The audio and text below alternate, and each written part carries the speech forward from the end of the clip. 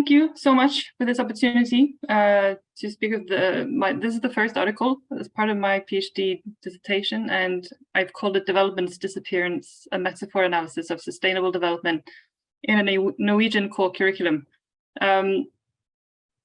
My field of domain obviously is not actually language, but I was introduced to how metaphors can be different ways of understanding metaphors, and I got really interested in how I could use this approach when looking at our curriculum in Norway. And I actually just wanted to start off with the quotes that I actually start my article with, which is that when two metaphors such as sustainability and development are parts in an interaction, the soundscape becomes a cacophony that few understand the consequences of. Sustainable development refers to many needs, dimensions, connections, complexities, and challenges, and consequently, many views and perspectives on what the concept itself means and should entail. So what I wanted to look at was what kind of understanding is presented in this Norwegian core curriculum. So the aim of the paper was to use what I call a critical metaphor analysis, aiming to explore the following problem statements: what connotations are brought to the fore and what is being pushed towards the back in this presentation of sustainable development as part of the core curriculum of Norwegian formal education. And as part of the Norwegian core curriculum is a value document. So it's sort of the overarching part of our curriculum. And then the subject syllabus is sort of supposed to be founded on these or understood based on this core curriculum. So the two documents that I analyzed in this article is the former core curriculum, which came in 1993, and then the current one, which came in 2017.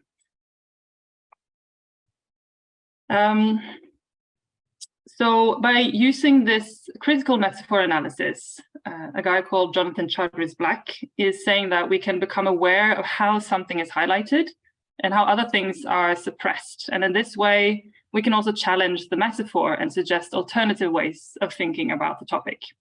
So in this paper, I tried to combine two approaches to understanding metaphors, which is maybe a little bit not necessarily how we usually understand metaphors.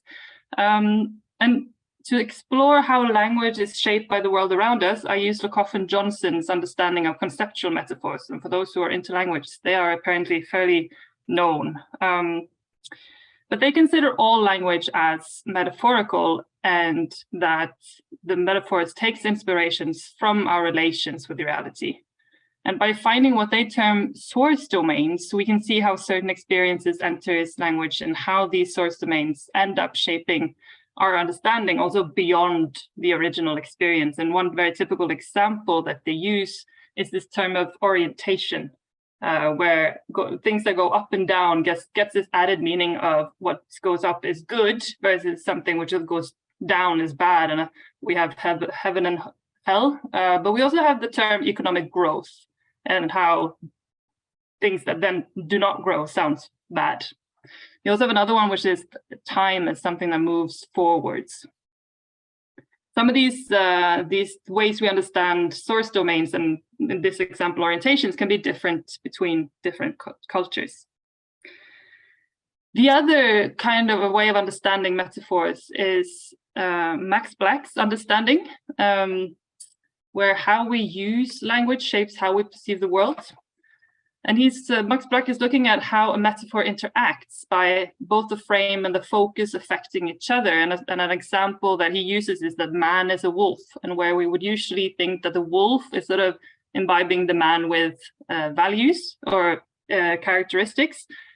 He would say that also setting man next to wolf will give wolf certain characteristics. And in the example of sustainable development, like if these two concepts had never been combined, maybe they would have meant something completely different today. So, and how we choose to merge sustainable and development, how we emphasize certain characteristics of each also affect the other.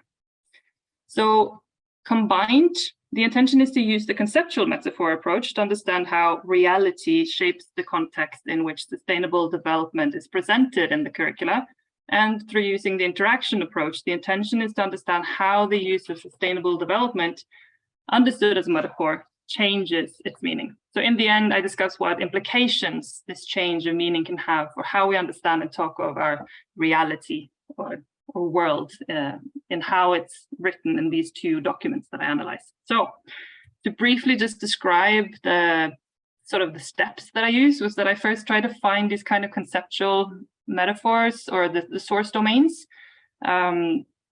And then the next step was to figure out what kind of context do these source domains shape for a sustainable development. And I will get a little bit more into that. The next step then was how does the context differ between the two texts and how has sustainable development interacted between the two different documents? And then finally, what potential consequences does this offer? So this is just an example of different kind of source domains that I found. It's quite common that you'll find orientational source domains. They are very commonly used. And in the former one, you can see that there are some source domains from building and also from nature. And what is interesting is that in the overarching part, which is a shorter and less rich in vocabulary text than the former, this in this text, this concept of building as a source domain by using referrals to windows and floors and walls and structures was quite visible. And so I wanted to continue with that idea of the context being some kind of building. And building as a source domain is actually quite common in policy documents because it expresses these kind of positive associations about ambitions for a desired social goal. So I therefore chose to explore what kind of buildings do these two texts represent in terms of context. And then I try to look at more like in the text, what are the clues of a building can we find? We can find elements of sort of this admonishing prose and a sense of communal responsibility, where you have education's responsibility and what education must do. There are also hints of sort of this common path to be walked and a balance to be made between the dualities of good and bad, the past and the present, the general and the specific, and then also combined with a lot of religious images within the core curriculum. The structure that sort of formed for me was a church. So if you imagine this text as a church, what sustainable development here is a metaphor that entails crisis, its challenges, conflicts, politics. It's also it's a lot of complexity. It mentions planetary boundaries. It also problematizes economic growth and technology, and it speaks of the importance of solidarity with the world's poor. So connotations of both sustainable and development is present, and there is this kind of acknowledgement of tension and conflicting interests within this metaphor. Now, the current curriculum is somewhat different. Where the former had this kind of admonishing prose, this one has more of a managerial, sort of administrative prose, with a focus on individual responsibility. So it's quite a distinct difference, where the former one spoke of what education must do. The current one actually speaks of what the students shall do. And this word shall is actually a little bit different in Norwegian. And the increased focus also on competencies to be delivered and the outcome-oriented approach. This text sort of looked to me like a building that resembled this kind of company framing. So in this company, sustainable development became more of a sort of a dilemma to be handled by individuals. And instead of focusing on complexity, there was a focus on connections. And about protecting life on Earth. And it also lists like a lot of aspects, and it actually calls it aspects, such as environments and climate, poverty and distribution, etc. But it's without sort of problematizing these and putting them towards each other. Technology is also both central and provided a lot of space in a rather short text, but it's not problematized either. So this lack of tension, okay, now I have, yeah, there it is. This lack of tension to me sort of signifies a concept that has become basically about dilemmas in which individuals can sort of solve them through the use of technology. So what to me is sort of disconcerting is that this way that sustainable development has developed as a metaphor is that there's this diminished focus on inequality and responsibility, and also justice and solidarity. It also reveals basically a diminished focus on what development was supposed to represent. While some elements of development are mentioned, poverty being one example, the metaphor's diminishing field of attention risks either the omission or diminished urgency and focus on political issues and debates. And so the combined effect of putting these kind of conflicts of interest and politics, and also the structural and holistic perspectives in storage, in a sense, is that the tension of the metaphor evaporates and the metaphor dies in the end. And the many very real crises and challenges is filtered out of how we then perceive the world. Consequently, I would argue that we become incapable of finding these relevant solutions and exploring alternatives to transform society.